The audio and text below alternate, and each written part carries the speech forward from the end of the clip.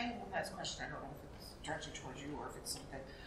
What about the population in our community that's free and reduced? How does that, if those students wanted to participate in band, but yet they're eligible for the free and reduced, we can't, my understanding is that we can't tell them no, they can't, because it's a school-sponsored activity that then the district would have to, I don't know how that works. I believe it's a pay-to-play, so you can't collect. And so our policies are very clear that you delineate the two. People have to meet certain qualifications under a waiver. It becomes a totally extracurricular program at that point. It's not required for graduation, correct, to be in band or to be in a sport. If it was required for graduation or required course in your curriculum, then yes, you have to do that. Okay. Right. But we can double check. That's Double how check. I always operate. But our policies, what happens is what people confuse is they'll say, I was waived at the high school, how come I'm not waived here? But you just have to simply look at their policies. Their policies are different than ours. And their policies, and this is true through many schools, you just have to take a look and make sure there's congruity.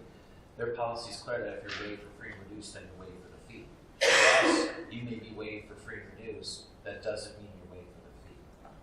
And so that's the difference. So when people register here, they don't realize that we've separated the two, which we are allowed to do. So we can ask for more information here.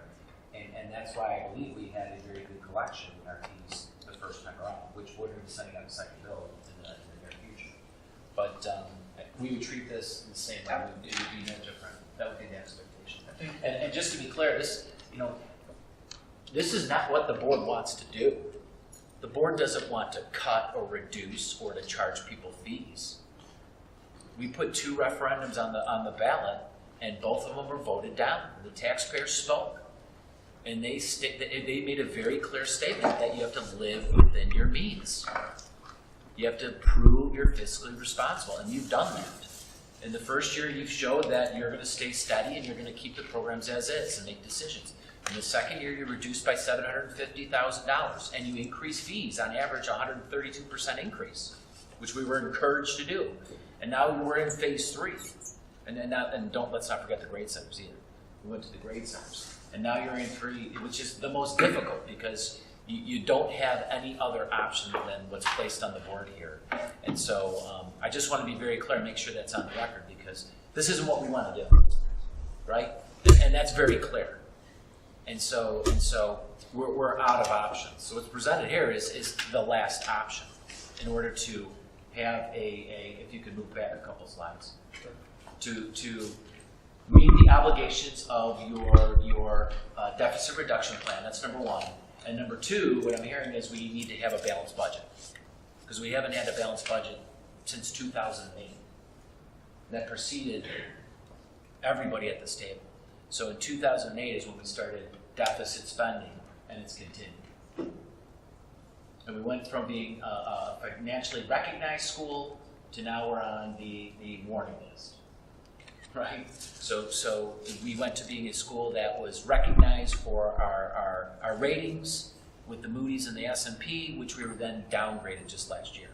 And so this is a situation that perpetuated and compounded to where we're at right now. And so you're limited in the decisions that you can make. You're very limited. So just keep that in mind that you put the question to the ballot and it was voted down twice.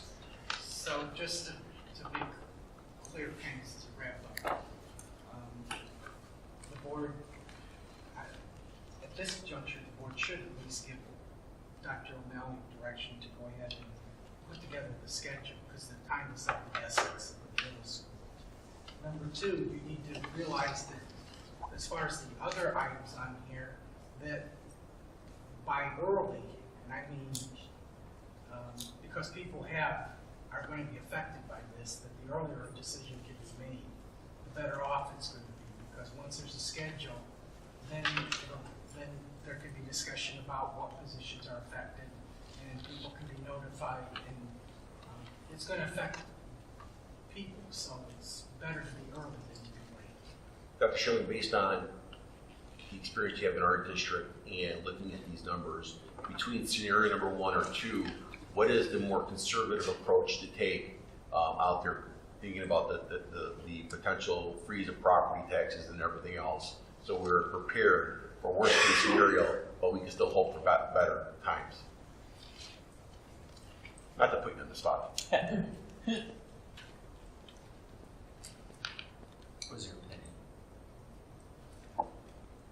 I know.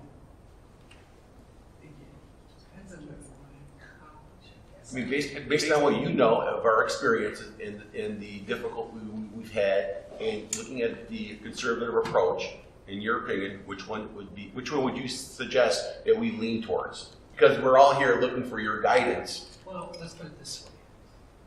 If you want the conservative approach,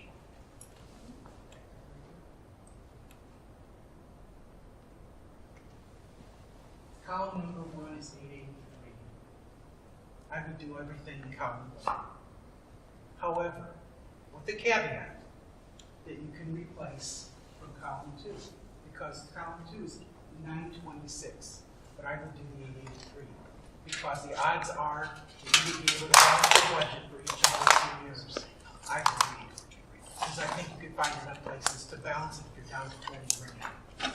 So if you're asking me, that's an extra 83, but it really is just, I mean, all you're doing is switching here. So if you did 883, then let's just say you decided you want band. Well, you just defeat it, that's it, you know? Or if you want to do band with the, like I said, with the fee after school and private music lessons. That's what my kids did for years. That's how they got band. That's a decision the board needs to make. Some of those things you might want to just get the band parents together too and stuff and say, okay, what are you willing to do? You know, what'll work? Ask their opinion. There's 2 or 3 ways you could go. One more question as well, just to clarify on the 4th slide, the one you were on with the tax freeze plus the expenditure reductions. I just want it to be very clear that even doing this, regardless what choices are made, we're able to meet our goals, we're able to balance the budget, we get off the deficit reduction plan. Very following year, going into 1920, we're dropping percentage. So if nothing changes, we're not out of this boat. This is going to continue. You're going to be like this. We're not talking 3 years. We're talking future if nothing changes. It's going to repeat. That percentage is going to drop every year. You are correct. The only good thing would be is if we get it down to where it's under 100 grand and you have a $1.5 million reserve. That's buying 5 or 10 years versus 1 or 2. Because right now it's not sustainable. I mean, it's only a 3-year and you're out of money. So getting it down and balanced, I agree with you. That is the priority in 18 and 19, get that balanced. Once it's balanced, then you're off the deficit reduction, and as long as you do a good job every year. But saying it would still be a long, drawn-out road from us rebuilding a reserve, bringing programs back, adding teachers back to the classrooms, and adding the sports staff. We're still talking. This is time. This is nothing that's going to be fixed even if we hit this. This is going to spread out for us. No, at that point, it will take an infusion of revenue at some point. That's the bottom line. That's what I want to be clear, that this gets us through this point. It's not over.